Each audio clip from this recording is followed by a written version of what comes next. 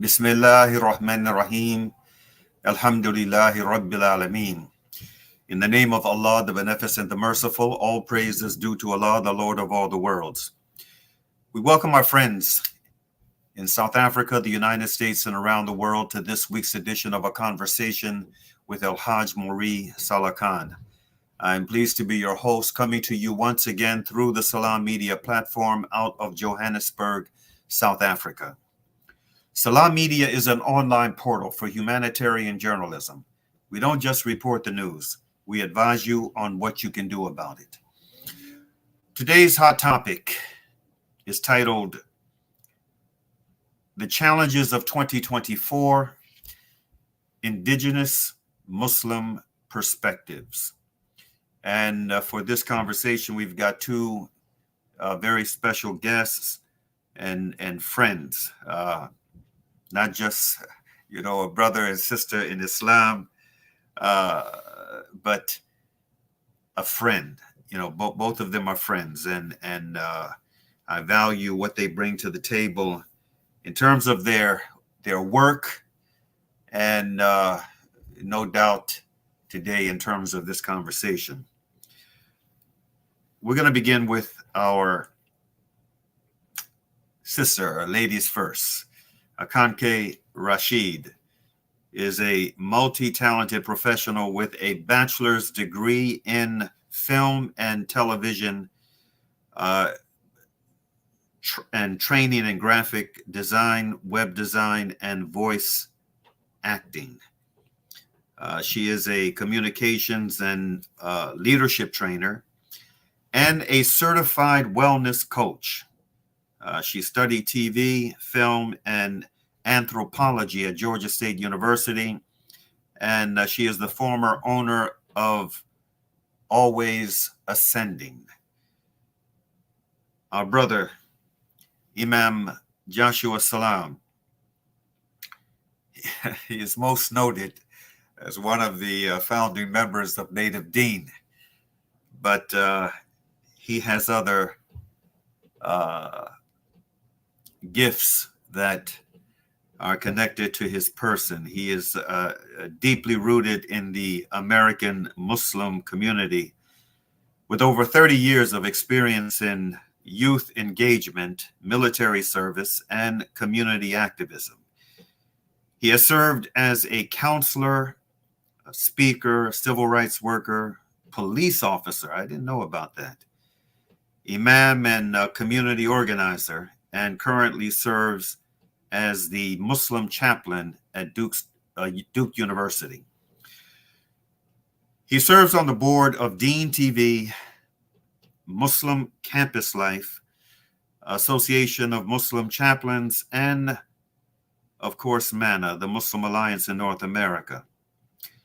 Brother Joshua is also a founding member of the international music group Native Deen, and he has a master's degree in religious studies and a doctorate of ministry. Our brother brings a unique perspective through strong connections with the American Muslim community. I should also note that while Brother Joshua, Imam Joshua, is the president of the Muslim Alliance in North America, our sister Akanke Rasheed is the vice president of MANA. Without any further ado, we welcome them both to today's conversation. Assalamu alaikum wa rahmatullahi wa barakatuh. Wa alaikum salam. It's truly a pleasure to have both of you with us today for the first time. This is your first time joining us at Salaam Media for a conversation, and let me say it's long overdue. I should have had you on a long time ago, but it's happening right when it's supposed to. It's happening when it's supposed to. Let's begin with the most obvious question for today's conversation, and that is, what is your opinion on the major challenges confronting Muslims, our nation, and the world in 2024? Let's begin. Let's begin there. Let's begin with Bismillah. I appreciate you having us, Brother Mauri. Alhamdulillah, Sister Akanke is here as the Vice President. And first, I want to make a slight correction. I'm not an imam. I'm a chaplain at Duke University. Okay. So I don't want to confuse that. But this, when we heard this question, we really felt like it was a really good question, and appreciate you asking it of us. And of course, we will get into our own personal opinions, but also being here on behalf of MANA, I wanted to let you know that part of our 5-step methodology within MANA is to ask questions like these. Like, what do you think is important? What do you think is going on right now? So one of the questions that we asked last year was, what are the major issues facing the African-American Muslim community? And we had them listed there, the top 10. Hopefully, inshallah, I can share some of those with you, what the community was saying. And I have an opinion on, one of those 10, like which one I felt stood out most to me. And that was divisions within the community and a lack of sense of community and belonging within the community members and masajid. That was the top one that kind of emerged, that the American Muslim community of Black people, of African American people, felt like the most important thing was this division that we're feeling. And I would say that that really resonates with me personally, that until we can kind of live into that hadith that talks about this ummah is like one body. Yeah. And when one part of it has a fever or is ailing, the whole body responds. And that is really what's behind MANA's, kind of methodology that we approach. Is we have to be connected, feel connected, know each other's resources if we're going to be able to respond, if we're going to be able to get Jamil Alameen out of prison, if we're going to be able to help the people in Detroit, if we're going to be able to even help people internationally in Palestine and Yemen and the Sudan. It has to be from a group that is connected, that is strong, that feels like a brick in a house, and not just dust being blown away. And I'll end with this, that I believe that's part of the wisdom behind the story in the Quran when the prophet was taking, or this leader was taking people to battle, and among them was Dawood. And he had a series of events that people had to go through to see if they were going to fight with him. And it wasn't about numbers. It wasn't about numbers. It was about people who had discipline, who would be able to follow instruction, who would be able to stay together as a team. And so when those people kind of, he weeded out the people that didn't have that type of discipline, he was left with a group of people that could really achieve great things. And so we believe that it's not necessarily about the numbers, but a certain amount of us have to be disciplined. And so MANA's mission is to grow and maintain a network of individuals and institutions dedicated to strengthening the African-American Muslim community. Okay, now before we go to Sister Akanke, what is MANA? For those viewers and listeners who are not familiar with the organization, what is MANA? What is the purpose of MANA? When did it come into existence, and what is its purpose? Yeah, great question. So MANA stands for the Muslim Alliance in North America, and the vision is about, in general, seeing an America that has justice and equality and righteousness.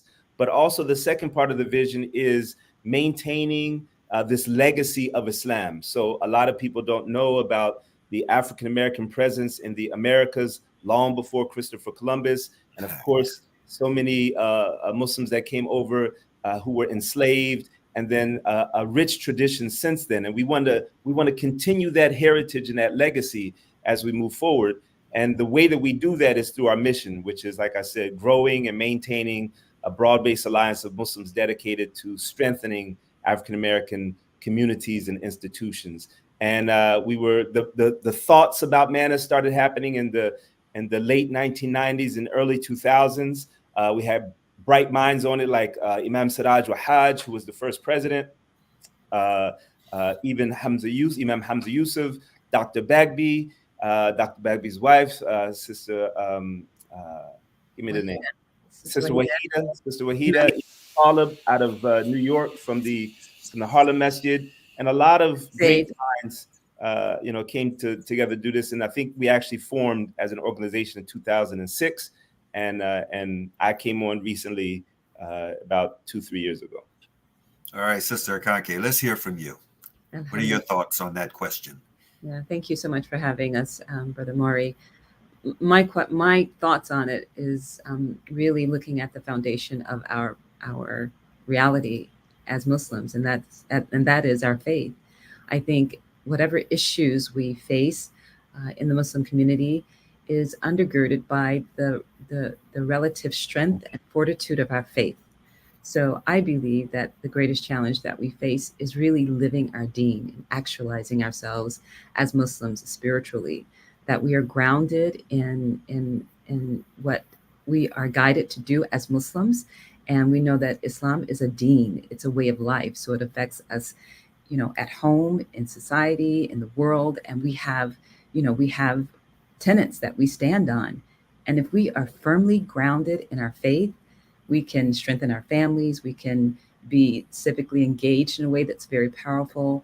We can see ourselves grow and become actualized, as opposed to feeling like we're marginalized. I think in some ways we marginalize ourselves by not actualizing our faith, by not really embodying our faith strongly and wearing it proudly, and using it and using our history as Muslims and the legacy of our Prophet Salaam and the Sahabas, and the rich legacy we have throughout the world in West Africa. We have so much strength as Muslims, and I don't think we're relying on it enough. I don't think we're imbibing it enough. I don't think we are standing on it strongly enough to impact how we show up in our lives and in the world. Well said. Always ascending. I mean, this was a project that you started, and how does the philosophy that was part of Always Ascending, how does that factor into your thoughts and your work now as VP of MANA? Oh, thank you for that question, Mauri. Always Ascending is a concept that basically describes our journey through life, that we are on a journey from Allah back to Allah. Allah tells us in the Quran, we belong to Him and to Him we are returning. So the middle part of our journey is this journey in life, where we are put here as a testing ground to remember Allah, to rely on Allah, to serve Allah, and to use that relationship to carry out all the things that we do in life. As I said before, Islam is a deen, so it informs our marriage, it informs our the type of work we do and how we do it, it informs our community service, it informs so many things. So Always Ascending is a concept that as long as we are striving sincerely to live our deen, Allah will always be with us. He is always with us, and we will always succeed as long as we are holding on to that rope. And even when we are having challenges, we will rise from those challenges and continue ascending. So the ascension is not like a straight line, right? The ascension is ups and downs, because that's part of the tests and challenges that we are promised we are going to get. But the challenges are not to break us and to cause us to lose hope, but the challenges are to strengthen us. And so we get back up from those challenges and we always ascend. As long as we're holding onto the rope of Allah, as long as we're using our deen practically, we're operationalizing it in every aspect of our life, which is part of the striving, which is part of the challenge, is to integrate it all, but I think as long as we are doing that, we will always ascend, we will always succeed, because Allah is always there with us, testing us, not to harm us, but out of love and out of guidance. He is Rasheed, He is Al-Hadi, the director and the one who keeps guiding us until His goal for us is achieved. So I believe with that in mind, we see ourselves on a path of ascension, that we are going back to Allah. And Allah wants us to actualize. So the ascension is the actualization of our faith, of who we are. That's the ascension. It could be seen as the ascension of our heart, the ascension of our soul, the growth and actualization of that real essence of who we are and how we operationalize that in the world. Brother Joshua, you've worn many hats, brother. You're wearing many hats. I didn't know about your police background. In fact, I didn't know until recently when we were at I forgot which conference it was. It might have been an ISNA conference. That's normally I didn't know about your military connection. Yeah, I was a police officer in the military. You were a police officer in the military. Yes. Okay. Interesting. On that note, policing, especially within our community. You gonna get me in trouble, Brother Mauri? No, I'm not gonna get you in trouble, brother. It has been a challenge. It has been a major challenge for our tribe, going all the way back to the slave patrols at the start of this experiment in democracy. Just recently, there was a young woman that was killed by a deputy who, when we looked at his background, he never should have been on anyone's police force. He cycled in and out of a number of police forces over a 4-year period. He had,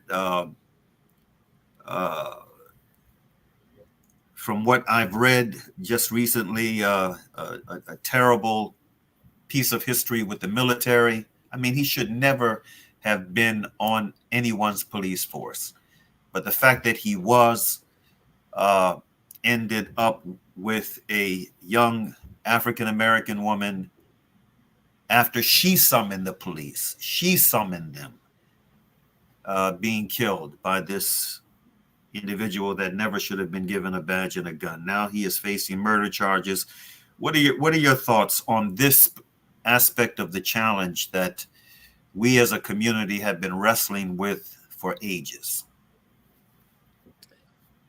So I first start by making sure that your listeners and the audience know that you've asked a question that really resonates with me, because my bachelor's degree is in criminal justice. So I studied it, and I have experience as a police officer in the military.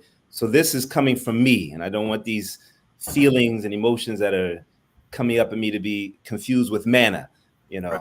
But I believe that this is such an important piece of society, policing, or whatever it's called, because it was called something else when, even in a tribe, you have people that enforce the rules and things like that to have some type of discipline. But it's so important that it needs more oversight. It needs more rules and restrictions. You're exactly right. This is not something that anybody should come into position to. It's so much power connected to it. It's so much, you have bullets on you, you have taser guns, you have all this stuff that if you have things in your heart that are unresolved, if you have, whether it's racism, whether it's anger, whether it's, just so many cultural blind spots, you can do too much harm to the community, too much harm. So absolutely, it needs to be kind of overhauled with how are we deciding who is eligible to be given this responsibility and some of this power to be in community.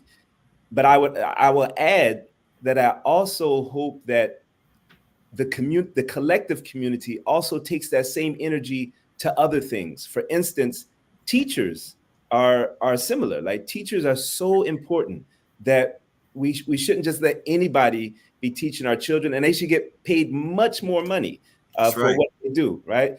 Yeah. Imams, you called me imam. I'm not an imam, but that's also a position that we have to make sure that, in addition to Islamic knowledge and things like that, that there's some type of history that a person has as far as their heart and their track record with community and things like that. So, but absolutely, police is one of the ones at the top that has to have an overhaul on how you decide who is going to have that type of responsibility in the community. And I have a different perspective from being a police officer, how it's that the police officer history and my history as a performing artist have given me two insights into how power and fame can start to seep into your heart if you're not connected with if you're not around people who can pull your coattail and be like, hey, chill out, so yeah, it's very important. Thanks for bringing it up. Very important. Yeah. Okay, we need to take a commercial break, and then we'll come back on the other side with more of this very important conversation. Mashallah. Thank you.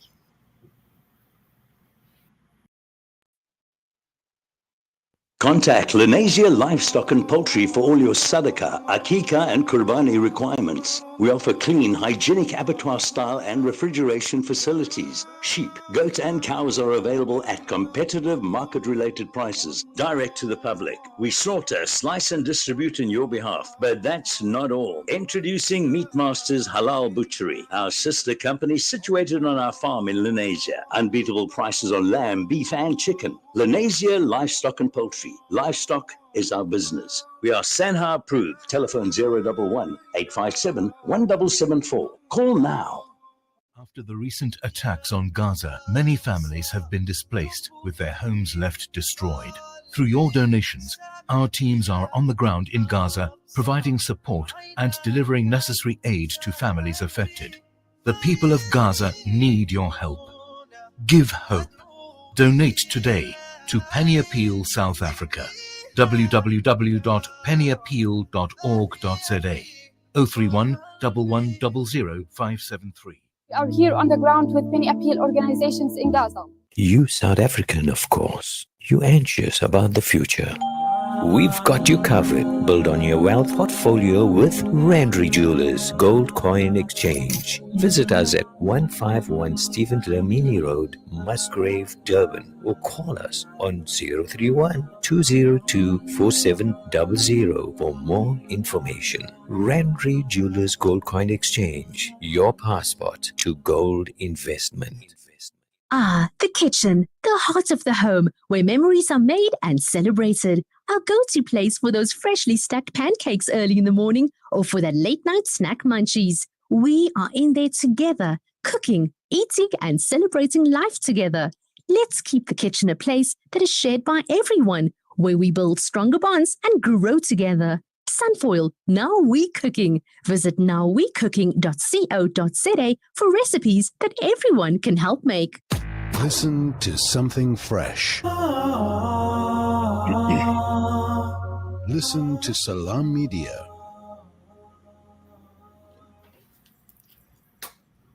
Welcome back. If you're just joining us, we are talking about the challenges of 2024 from an indigenous Muslim perspective. And we have two very special guests with us, the president and vice president of the Muslim Alliance in North America, Brother Joshua Salaam, and Sister Akanke Rasheed.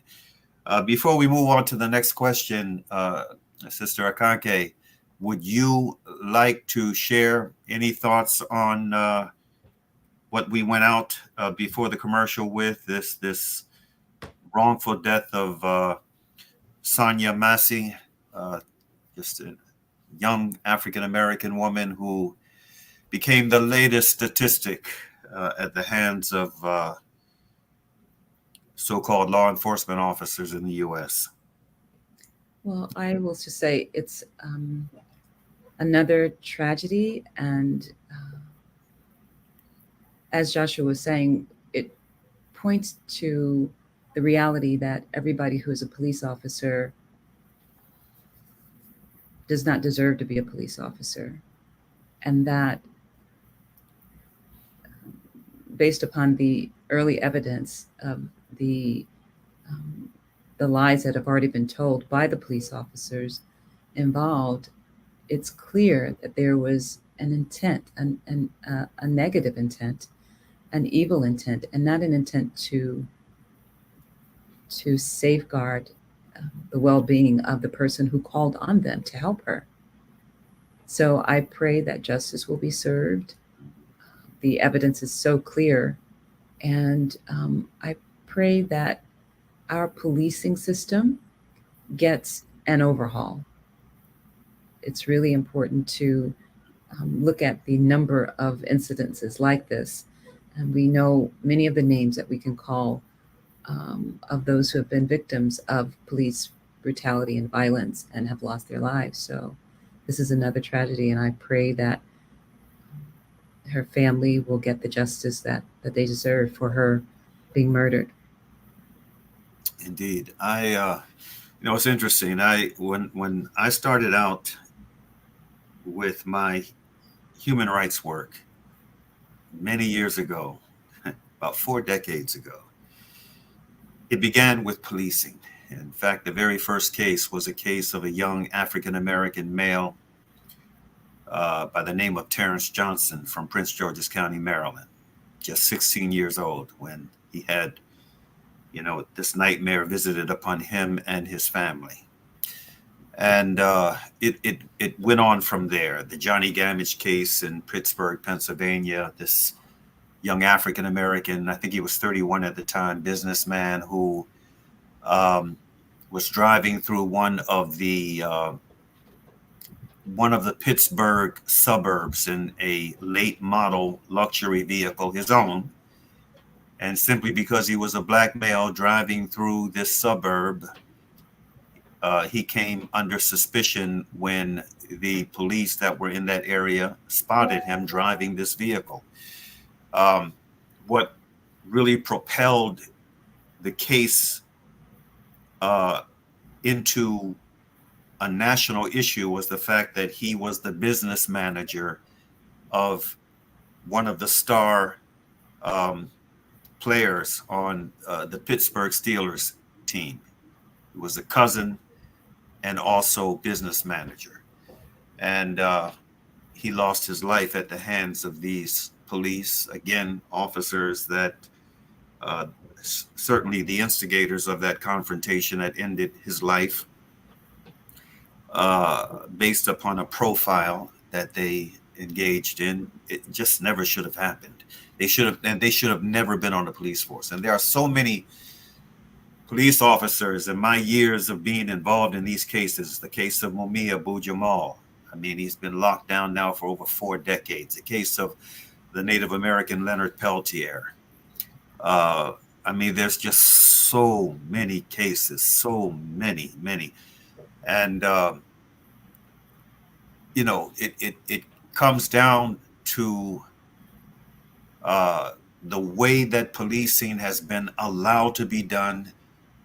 And even more importantly, the kind of protections that are in place, to protect those who shouldn't be on the police force. I mean, the protections are just outlandish.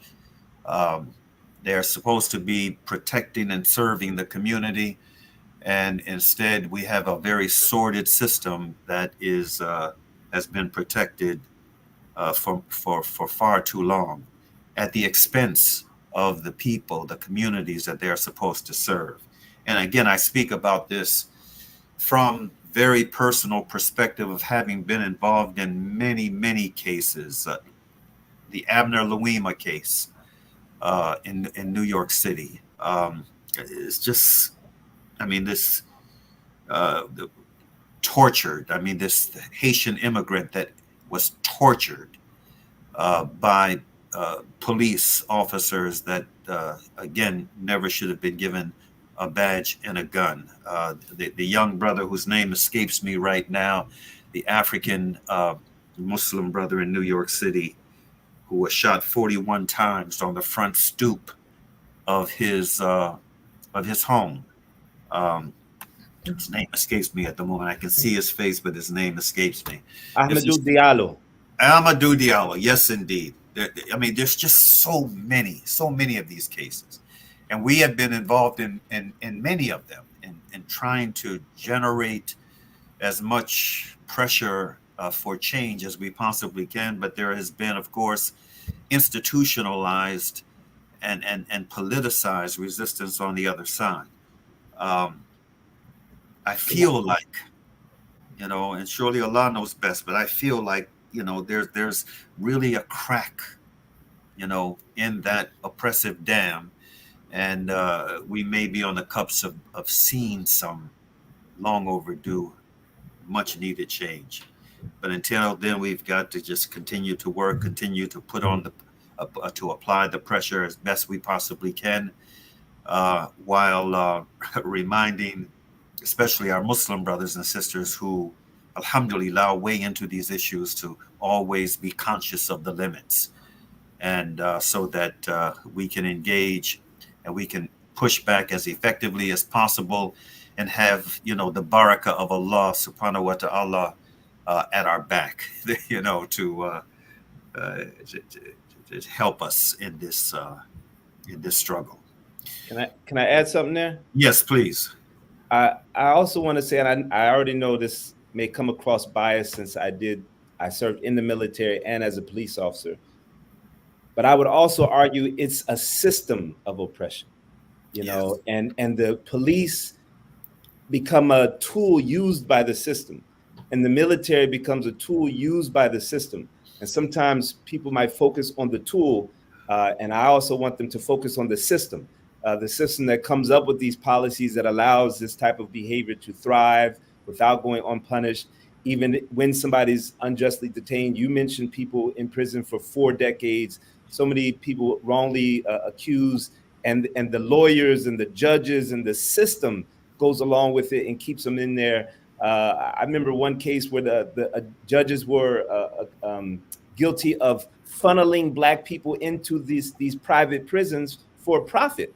That's right. It's just so. In addition to kind of focusing on police or the military complex, I think the more difficult thing, and maybe that's why it keeps eluding us, is to how do we keep pressure on that system, and because it's an oppressive system that we've been a victim of it, that maybe with COINTELPRO, slavery, and beyond.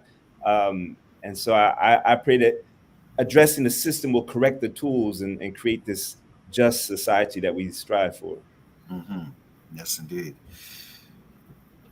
We have another issue, another major issue, of course, on the international front, that begs for the attention of each and every one of us as conscious individuals, and it begs attention from this system that we find ourselves in.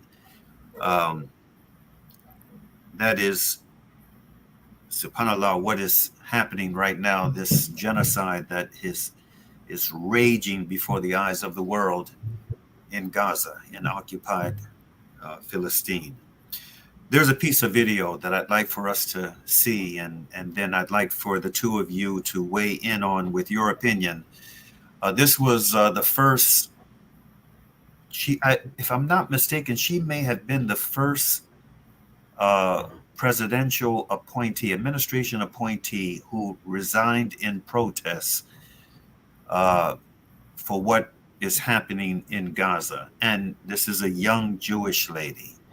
What she has to say, and in fact, this segment comes to us courtesy of Democracy Now! This was one of the short interviews that Amy Goodman did with this young lady, speaking about Gaza and what led her to decide to resign in protest. But then she also weighs in on her thoughts on this upcoming presidential election. So let's see that piece of video, Brother Sadiq. This is Democracy Now!, democracynow.org. War, Peace, and the Presidency. I'm Amy Goodman with Juan Gonzalez. As we continue to look at Vice President Kamala Harris's run for the White House, we're joined by Lily Greenberg Call. She worked on Kamala Harris's presidential campaign in 2019. Lily Greenberg Call went on to join the Biden administration, but resigned from her position in the Interior Department to protest Biden's support for Israel's war on Gaza. She was the first Jewish political appointee to resign over Biden's policies on Gaza. In May, she'd been working as special assistant to the chief of staff at the Interior Department. She just wrote an article for The Guardian headlined, "I work to elect Kamala Harris. She must break with Biden on Israel and Palestine." Welcome back to Democracy Now!, Lily. Explain exactly what your demand is. So President Biden's unconditional support for Israel's assaults on Gaza has been widely unpopular, with Americans writ large, with Democrats, again, with American voters across the board, and even within the American Jewish community. So Vice President Harris now has an opportunity to chart a new path, and not just because it's the right thing to do, but because it's actually both the popular and politically savvy thing for her to do. At this moment, she needs to support an arms embargo to Israel. She needs to reject AIPAC's right-wing agenda, and she needs to use all of the U.S.'s leverage to broker a lasting ceasefire, a hostage exchange, and a meaningful status quo change in Israel-Palestine that means safety and a thriving future for all Palestinians and Israelis.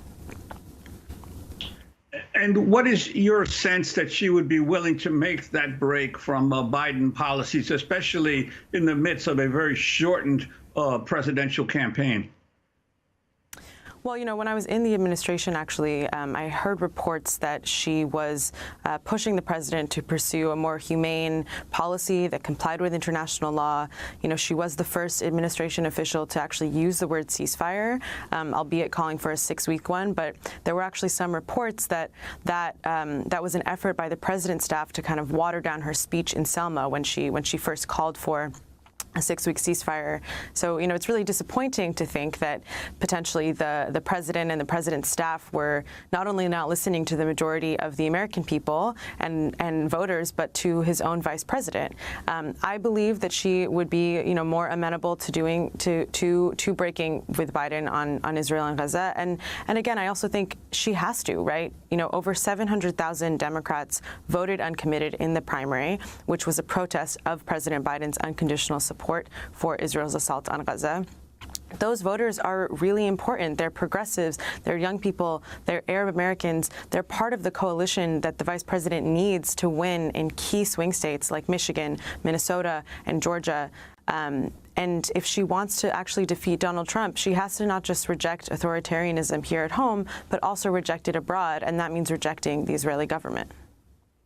And Lily Greenberg Call, will you be participating in protests at the Democratic convention? And or if you're not going to be there, do you support those kinds of protests?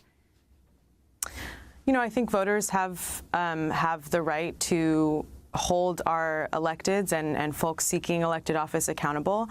And I do think that I'm glad to see that people are rallying around Kamala. I think it's important that we, unite the party in this moment and we do everything that we can to defeat Donald Trump.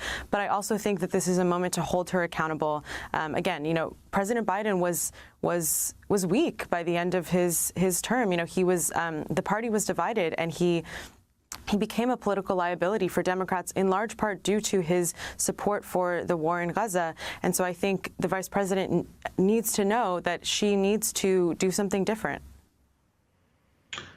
The administration obviously has taken a lot of criticism for its pursuit of support of Israel in the war on Gaza. But the Trump administration Trump as a candidate has received very little questioning from the media about what his policies would be, other than to say, as he said at the convention, that the Hamas attack would never have happened if he's president. But there's no specifics about how Trump would deal with the situation in and Israel's continuing attack on Gaza. What's your sense of the media's role in this?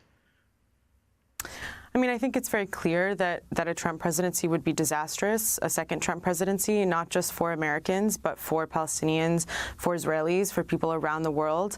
I do think that, I would say in general, I don't know that the media has done a good job in the last, in the last 8 years, in the last 10 years of holding Trump accountable and showing him for what he really is, which is a fascist and a threat to our liberties and our freedoms here. But what I'll say is, I mean, for the hundreds of thousands of Palestinians who have been massacred in the last 9 months, the Biden administration has been just as disastrous. The Palestinian people in Gaza are experiencing a genocide, and for them, that is the most disastrous thing that we could have. So I think, we need to remember that this has been happening under a Democratic administration as well, and that's why this moment is so important and has so much potential for an actual sea change.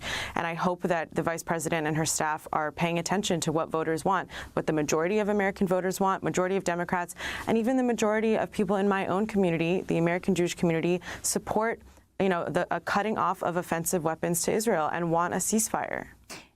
Lily, I wanted to go back like 7 years to 2017, when then California Senator Kamala Harris pledged unconditional military support to Israel at the AIPAC conference then. Our defense relationship is critical to both nations, which is why I support the United States' commitment to provide Israel with $38 billion in military assistance over the next decade. So that was when Kamala Harris was senator. Again, it was 7 years ago. This week, Netanyahu has already arrived in the United States. He'll be addressing a joint session of Congress on Wednesday. She will not be presiding over that session. She'll be elsewhere in Indianapolis, which I think is a statement in itself, although she will be privately meeting with Prime Minister Netanyahu.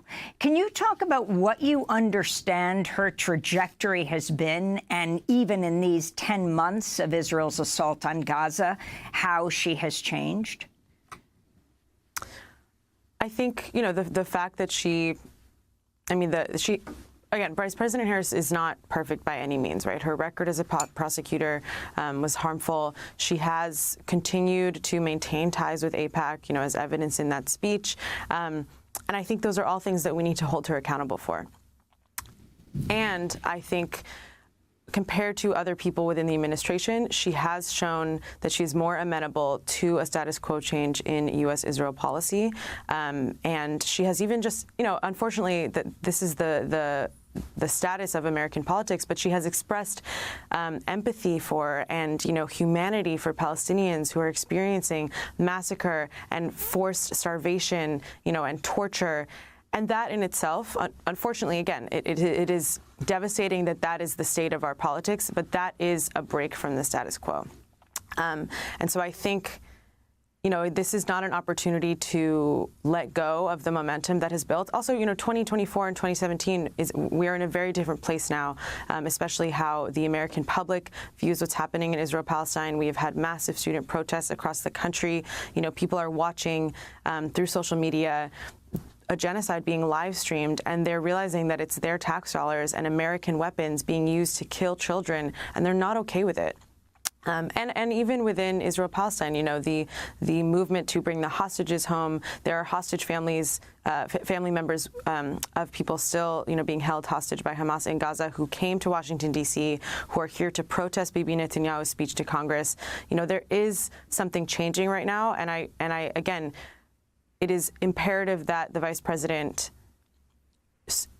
charts a new path on Israel-Palestine if she wants to not only, win the election and unite the country, but reject authoritarianism here and abroad.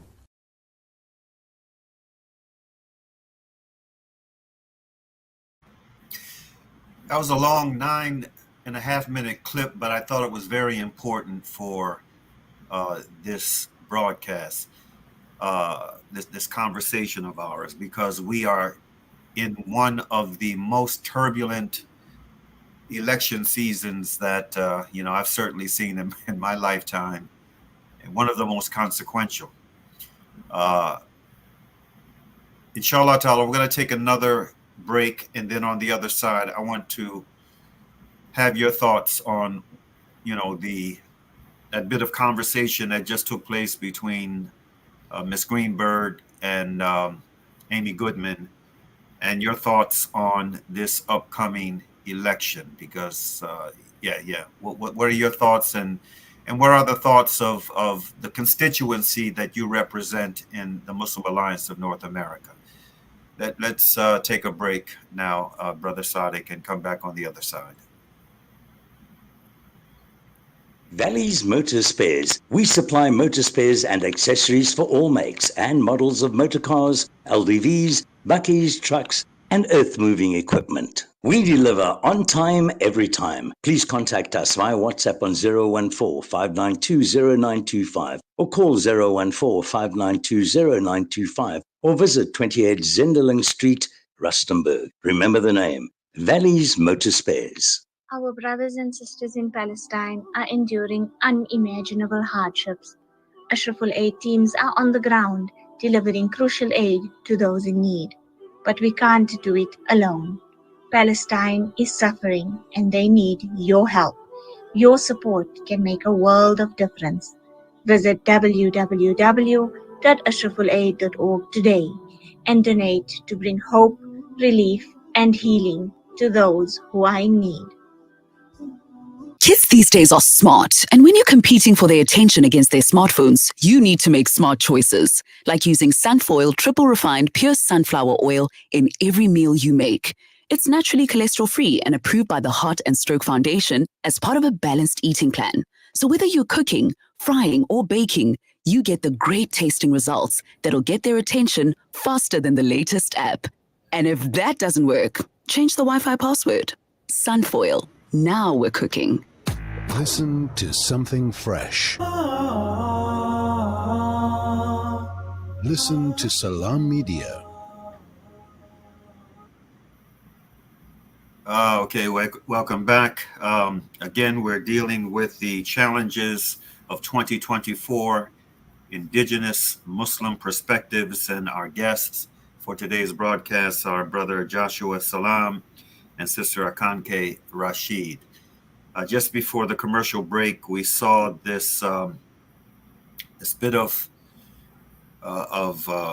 thought-provoking exchange between a young Jewish lady who was the first Jew to resign in protest from the Biden administration, sharing her thoughts on not only what the world has been a witness to in Gaza, but the American administration's response to this crisis. What are your thoughts on what we just saw and heard, Sister Akanke? Thank you, Brother Mauri. Well, first I want to say that it's really questionable in terms of Kamala's real position. I think her true position is that she supports Israel. Her husband is Jewish. As we heard in the clip from 7 years ago, I don't think much has changed in terms of her support of the state of Israel. She met with Bibi Netanyahu when he was here. And when it comes to the administration's response to what's happening in Gaza, I don't see it as a response. I see them as complicit. They're not responding, they're aiding and abetting it. So I don't have a lot of faith, honestly, in Kamala or anyone on either side of the political spectrum. Honestly, I don't think Democrats and Republicans, I think they're both wedded with AIPAC. They are both heavily influenced by AIPAC lobbyists. So I don't have any faith at all that anything significant will happen to free the oppression of the Palestinian people and the war in Gaza.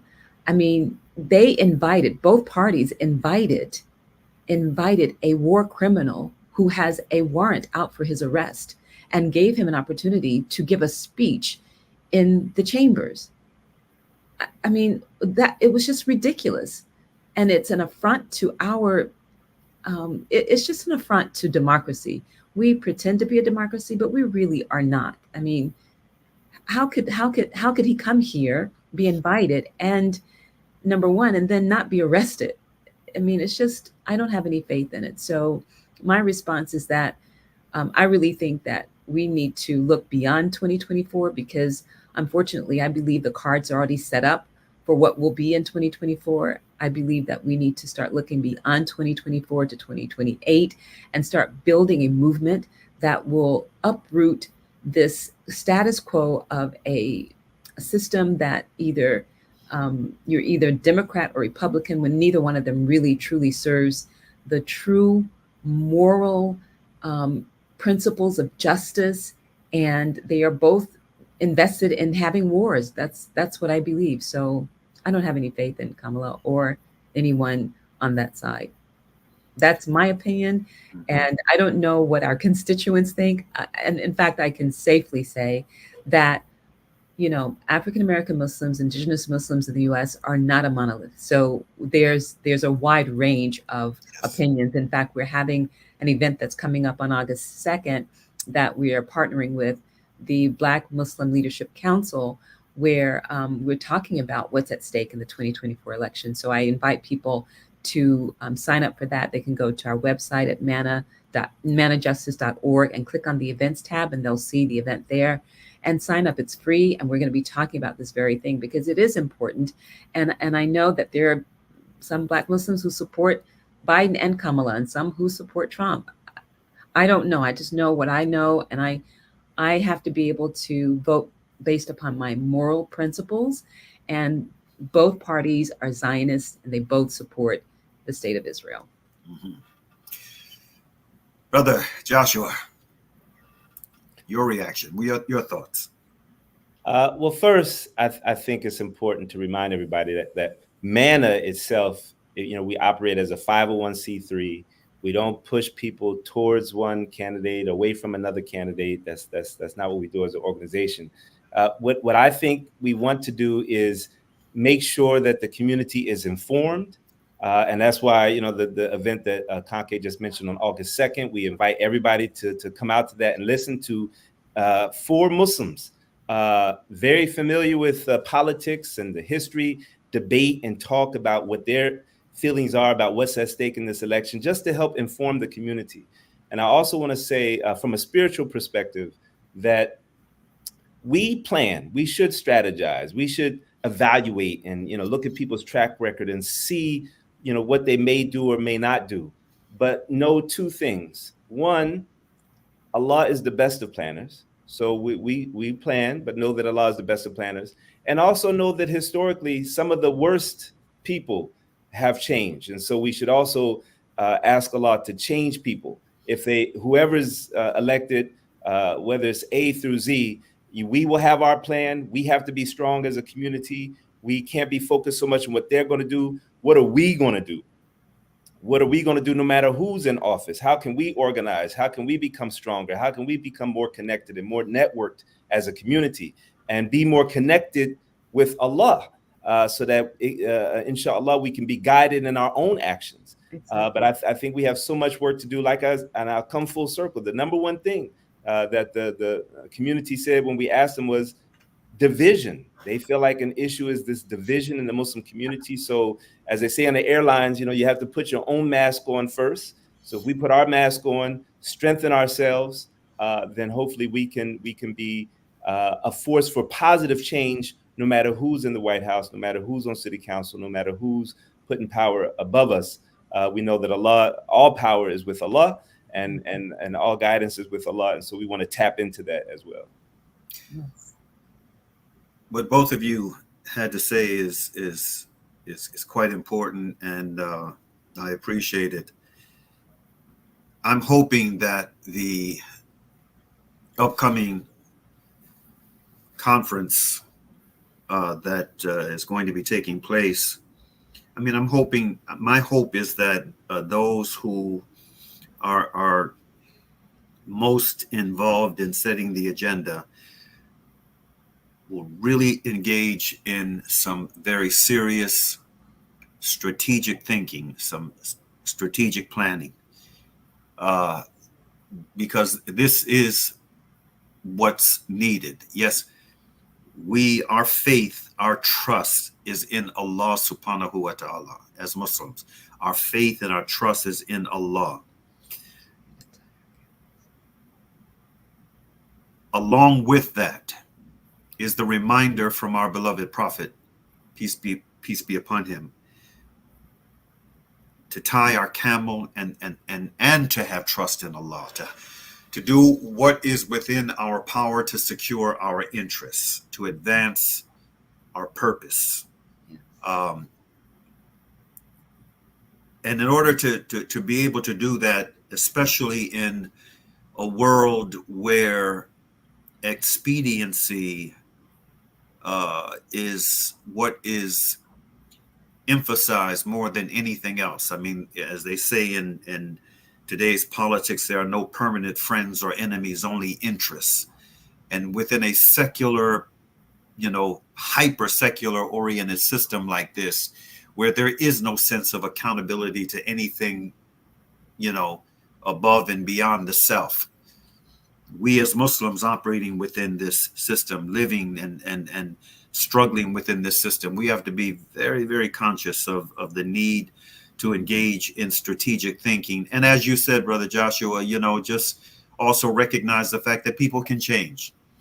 And on the positive side with Kamala, because I have been in the past, I've been one of the critics at times of Kamala Harris and her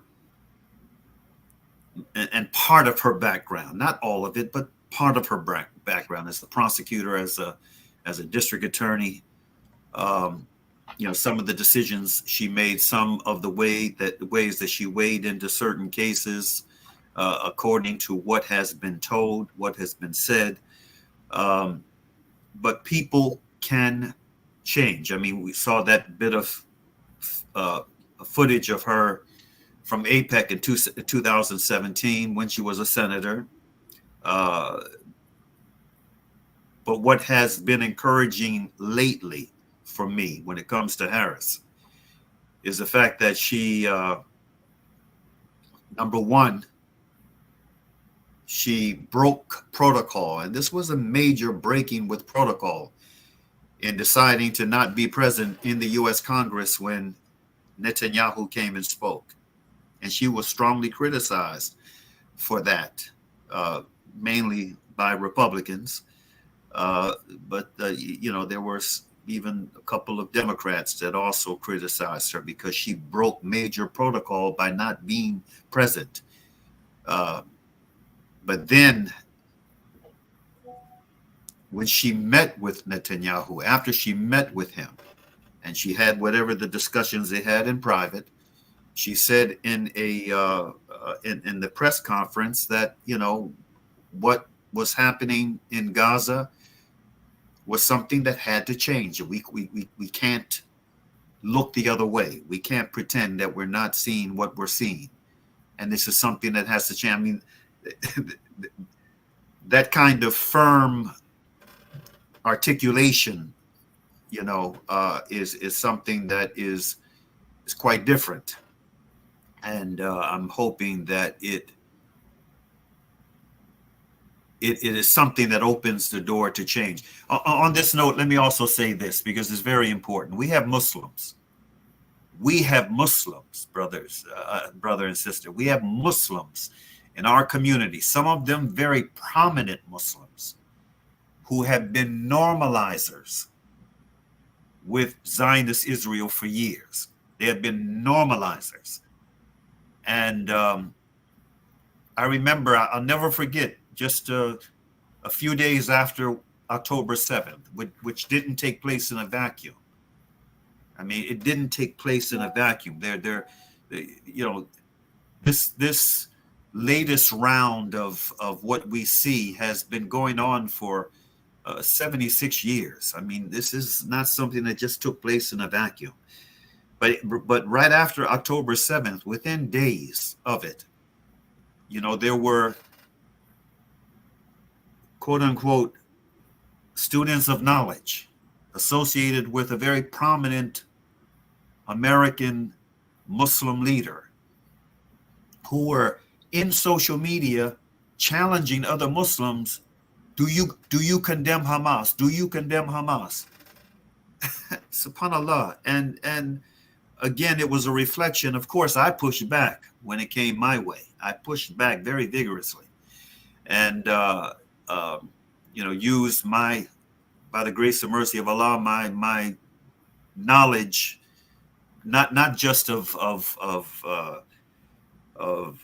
history, but also my knowledge of human rights law, American human rights law, and international human rights law that America is a signatory to. I use that to push back on what these sycophants of the apartheid state of Israel in Muslim face were saying and doing.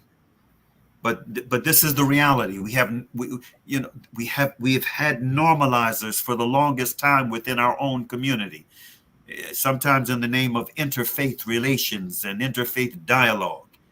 And this has to be a wake-up call for us all. And one of the arguments I've been making to some of my brothers and sisters who are very resentful, and understandably so, of these characters, these brothers and sisters that have been within our own ranks as Muslims, I have said to them, give them a chance. Give them an opportunity. I mean, what we're seeing right now in Gaza is so unprecedented.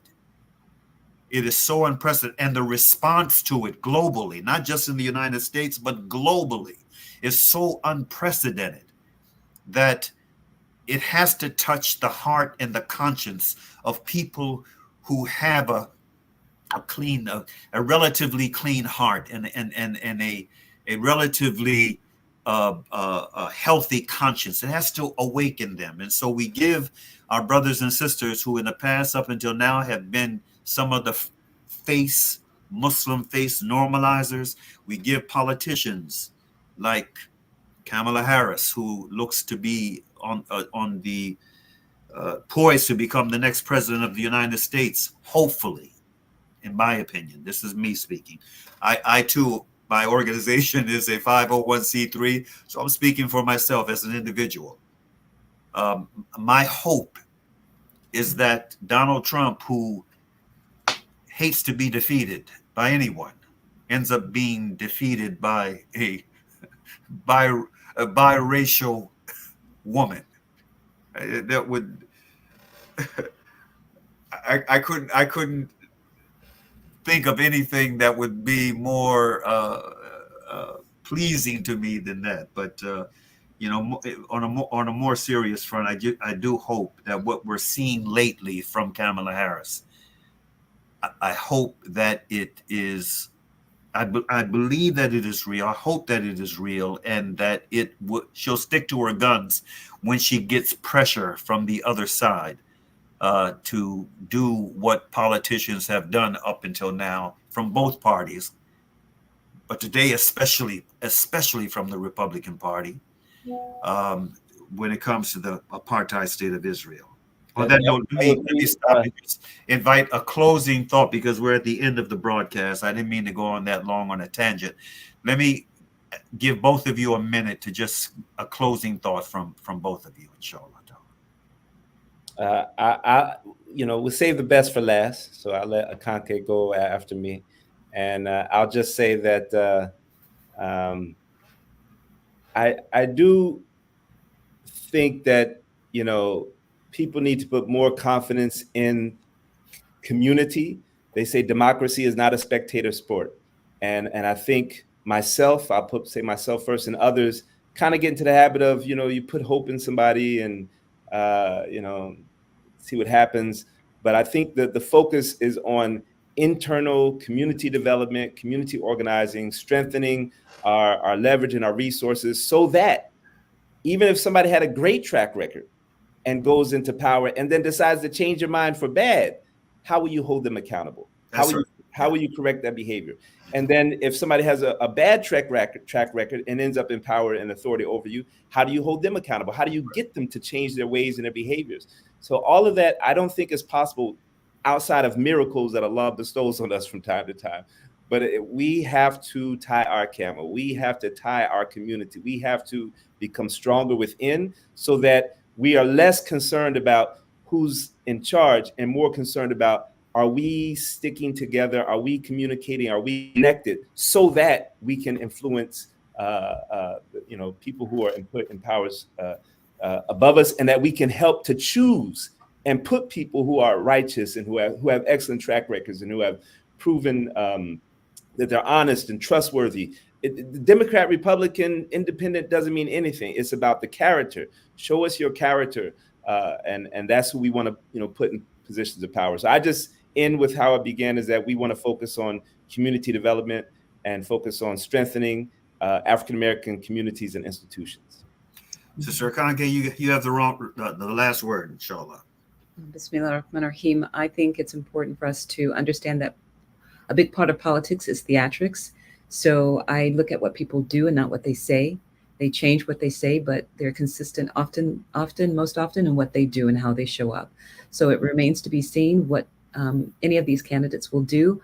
I don't have faith in them. I have faith in Allah. And I agree with Joshua that we have to strengthen our civic engagement. What's happening in Gaza has caused me to step up more than I ever thought I would need to into thinking about advocating and politically. So we have to get a little uncomfortable with being comfortable in our normal day-to-day and become more engaged, become more empowered as a community, and work together to make the change in 2024 and beyond. Really, it goes beyond 2024, and we have to see ourselves strengthening and engaging more. Well said, and I want to thank both of you. That's a good point to end on. Our faith is in Allah. Our trust, our absolute trust is in Allah subhanahu wa ta'ala. I want to thank both of you for being with us today, and inshallah ta'ala we'll bring you back for some future conversations. Inillah. On that note, we close as we normally do. Bismillahir Rahmanir Rahim wal Asr. Innal insana lafi kusr. Illa alladhina amanu wa amalu salihati wa tawassaw bil haqq wa tawassaw bis sabr, which means, in the name of Allah, the Beneficent, the Merciful, by the token of time through the ages, surely humanity is in loss, except those who believe and do good, and exhort one another to truth, and exhort one another to patiently persevere. Peace be unto you. Assalamu alaikum.